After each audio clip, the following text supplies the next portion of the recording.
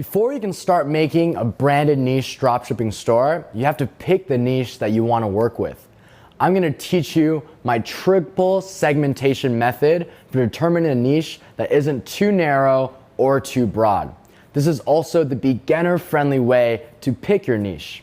As you get more experience, you can move out of the system and start developing your own approach. And now it's really important that our niche isn't too narrow, because then the market is too shallow for you to scale, and it's important it's not too broad or it's gonna start looking like a general store. So this is a framework that's gonna help you out. When you start off with branded niche dropshipping, it's important to make sure that your niche isn't too broad like a general store where you're just selling a lot of random items. For example, if I decided to sell clothing in general, the opportunities are endless, right? Your catalog is gonna be way too expansive for someone to find what they're looking for and to really zero in on your target audience. Furthermore, it can't be so narrow that the breadth of people that are interested in your products is gonna be very, very small, right? And this framework essentially helps you find the right size niche based on triple segmentation, meaning you're taking a niche idea at the highest level and you're going to be segmenting it twice until you get to the right answer. And I'm going to walk through this exercise multiple times and follow along with your notebook so you know how to pick a niche that is the right size. So let's say we want to sell apparel. So taking a look at this box right here, I'm going to write in apparel, right? That is the highest level. This just means clothing. Now we want to segment it another time in the red box. So I'm going to put in men. We are segmenting based on gender, meaning now the scope goes from all clothing in the universe to now all men's clothing universe. See how we segmented in one time.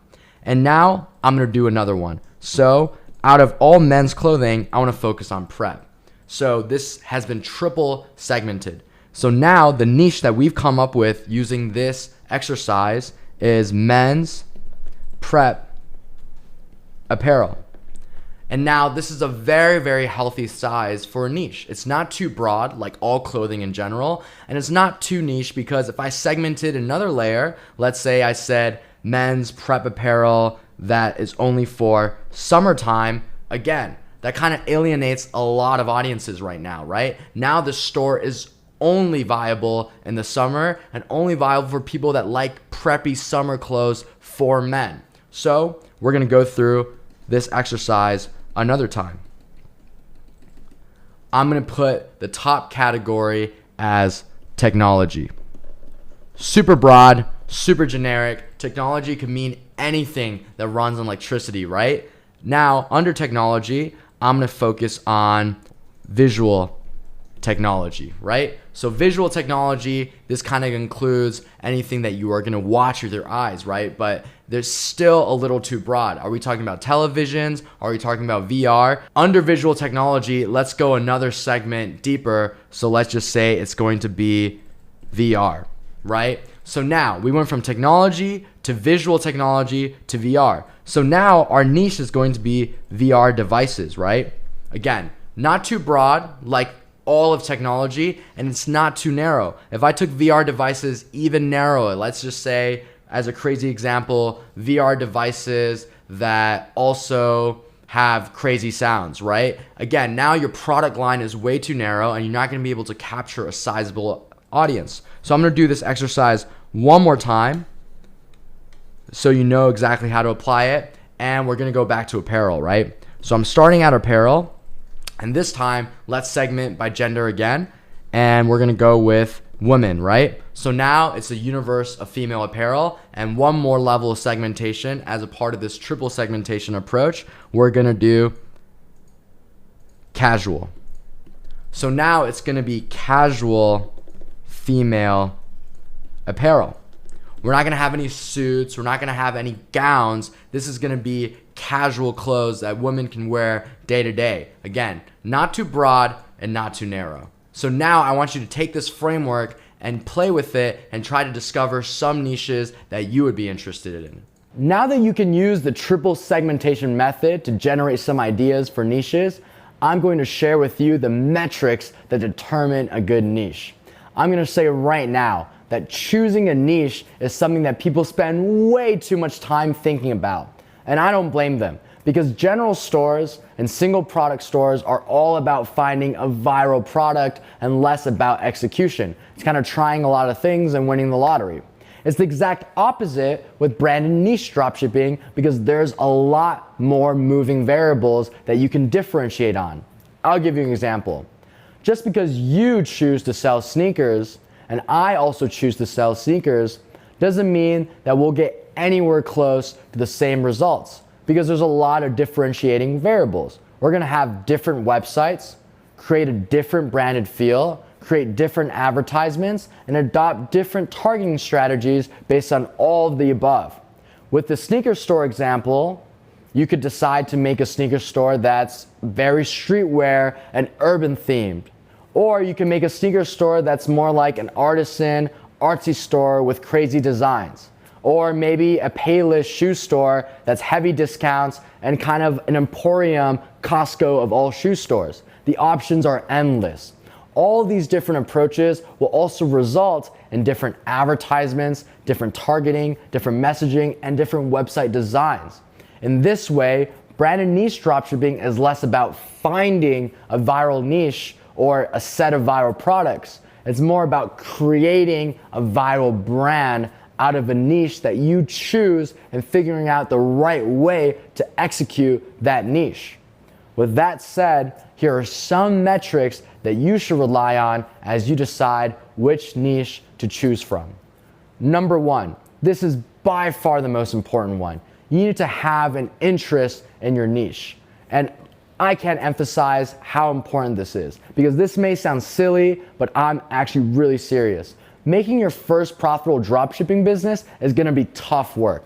It took me around 100 hours to make my first profitable branded niche dropshipping website. Now, I didn't have access to an awesome comprehensive course like this one, but you get the point. In order to give 100% and to be engaged and be willing to work those long hours on something, you actually have to have an interest in it.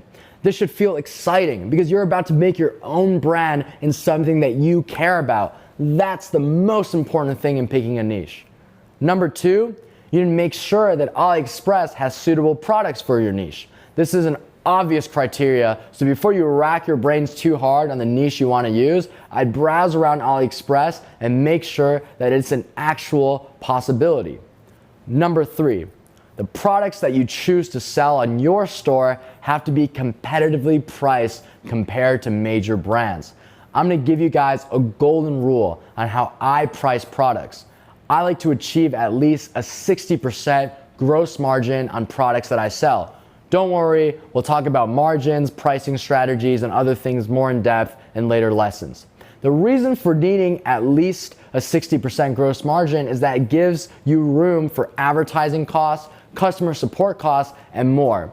How do you achieve this margin? You'll use my golden ratio of 2.5. This means that as you're looking for products on AliExpress for inspiration for your niche, you should take the AliExpress price plus the shipping costs and multiply that number by 2.5 times and compare it to the price of major brands. The price that you plan to sell the product at must be lower than that of major brand, or else who is going to buy from your business? A brand they've never heard of over an established one, right? It's common sense. For example, if you're selling a baseball cap and the price on AliExpress plus shipping is $20, this means you have to sell the baseball cap for $50 or more to achieve a 60% gross margin. No one is buying a baseball cap from a brand they haven't heard of for $50. The final criteria for picking your niche is that you need to develop an understanding for the niche, or at least have some sort of initial understanding, whether it's achieved through research or your own experience.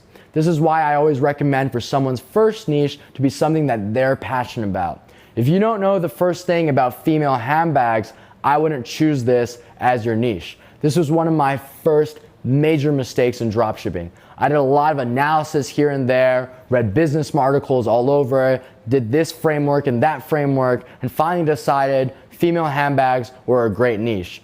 too bad. I didn't know what I was doing at all, and no matter what analysis I ran, it was destined to fail, and I lost a bunch of money because I had no idea about female handbags or how to reach female customers the right way. So here you go. You've got the information you need to pick a niche. So I want you now to take a deep breath, think through everything you've just learned in the previous lessons, and think about which niche you'd be interested in pursuing.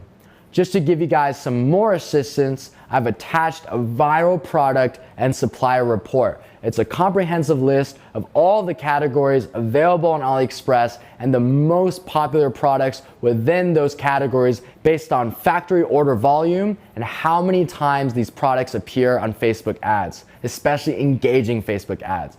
I've also included a list of suppliers in each category that have done the most volume with dropshippers. I'll send you an updated report every new month for inspiration. All right, so enough chit chat. It's time for you to start picking a niche because we're gonna start sourcing products in the next lesson. Remember, there is no such thing as a viral niche. It's you, the e-commerce entrepreneur, that turns a niche into a viral one.